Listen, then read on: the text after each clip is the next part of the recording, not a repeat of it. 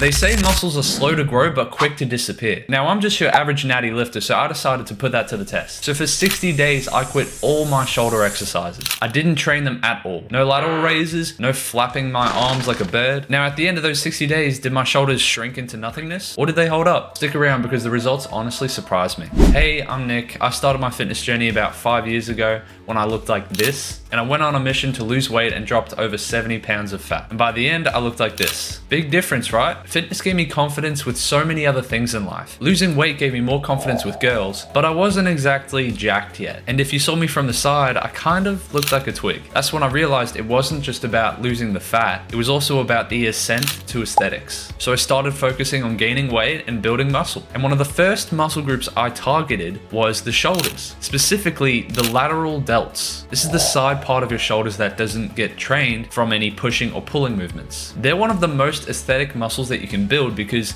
they contribute to the V-taper look that makes men look more attractive to women. It makes your shoulders bigger and it makes your waist, even though it's the same size, actually look smaller, widening the shoulder to waist ratio. This is actually key when it comes to boosting attractiveness to women. Scientists even found that women are more attracted on average to men with a 1.6 to 1 shoulder to waist ratio. This is what they call the golden ratio. So guess what? Everyone gets in the gym and spams lateral raises like it's their fucking job. And that's what I started doing. But what happens when you just jump off the gain train and stop training them for 2 months? I wanted to know what it would do to my delt growth. So I want to point out that I stopped training my shoulders from October 2024 to December 2024. 2 whole months to focus on strength training. Now, focusing on strength has nothing to do with the lateral delts or looking more aesthetic. Most powerlifters don't even bother training their lateral delts because they're purely an aesthetic muscle. So by the end of this, would I end up looking more stocky, less wide? Now, before we get to the photos and the results, I want to point out the importance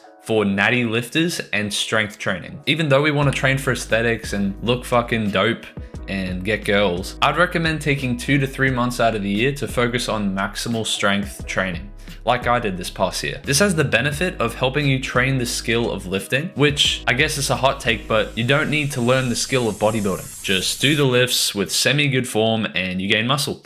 Dope. But for a period of strength training, you can actually focus on mastering your CNS firing, which is the brain to the muscles, telling them to, hey, let's contract, as well as motor unit recruitment, which is making sure that all the units of muscle fibers in your muscles contract to lift maximal loads. Basically, it means it'll help your aesthetic training by allowing you to push harder and exert more force. More force equals more weight lifted, therefore more progressive overload, and the holy grail of gains is sending you to Olympus to meet with the Greek gods of aesthetics.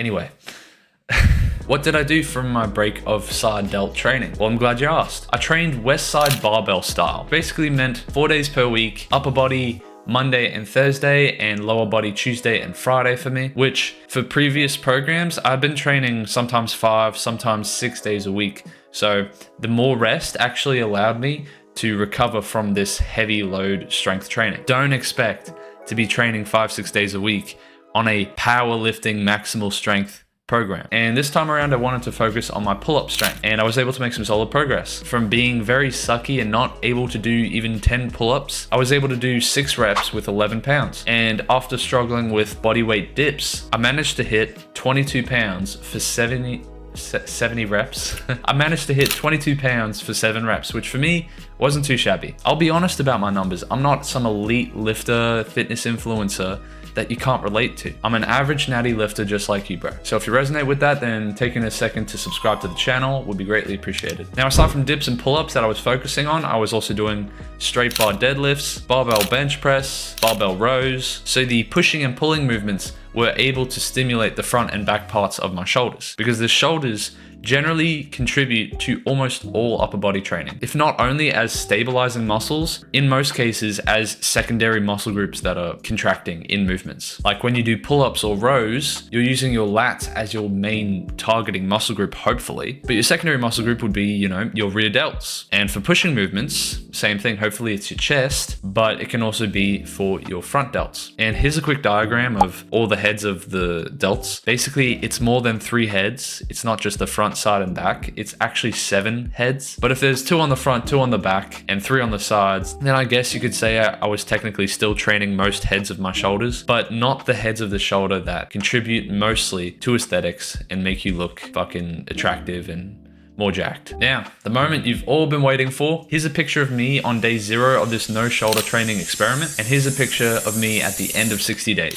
I don't know if anyone wants to grab a microscope, but there's not really a noticeable difference if you ask me. In fact, it's important to note that during this time, I gained weight with a little bit of fat along the way. So although the roundness of the delt into my arm and the definition of that may look a little softer, the muscle of the lateral delt itself, I don't think looks any different. In this photo, my shoulders look just as big, even with no specific training. So those results were surprising. But what does this tell us about muscle growth? So when we train a muscle, it hypertrophies or grows. And when we don't train it, it supposedly atrophies or shrinks. But for a smaller muscle group like the lateral delts, like the middle part of your shoulders, this experiment shows that once you've built them, and you stop training them, they tend to stick around, even if you take a break. Now, of course, if you stop training them for a whole year, then they would probably shrink to very small. But I don't think they would shrink completely to your shoulders when you started training from nothing. And I think there's something very powerful to be said about muscle memory. For example, when I was consistently doing dumbbell lateral raises, I could handle almost 30 pounds per set.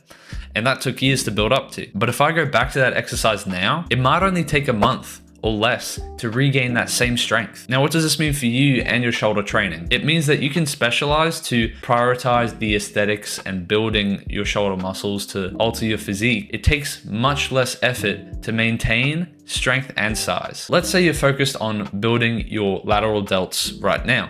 Training them 3 times a week with a good amount of volume is ideal, but pedaling back to once per week is still probably enough to help you grow just a teeny bit, or at least maintain your size. So in the end, I stopped doing lateral raises for over 60 days and nothing really happened. So next time you're worried about missing a shoulder workout for a week, don't stress. They'll be fresh and ready to hit hard the next week, and you won't have lost any progress. So I hope this video gave some insight onto how to approach your training and to stay consistent and hop back on the gain train even when life gets in the way, because it's not the end of the world. No more lost potential.